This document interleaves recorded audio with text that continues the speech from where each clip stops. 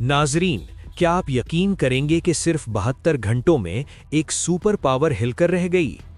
Easter के दिन America के सदर ने एक अजीब पोस्ट की, ईरान को धमकी दी और आखिर में लिखा, तमाम तारीफें अल्लाह के लिए। दुनिया हैरान रह गई, लेकिन असल कहानी इससे कहीं ज्यादा खतरनाक है। 3 दिन पहले एक अमेरिकी जंगी तैयारा ईरान के अंदर गिराया जाता है।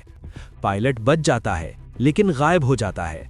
अमेरिका इसे बचाने के लिए बड़ा ऑपरेशन शुरू करता है, हेलीकॉप्टर्स, ड्रोन्स, स्पेशल फोर्सेस।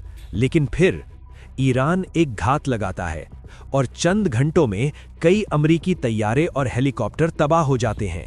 सैकड़ों मिलियन डॉलर का नुकसान। अब सवाल यह है कि क्या यह सिर्फ रेस्क्यू मिशन था या एक खुफिया प्लान फेल हो गया?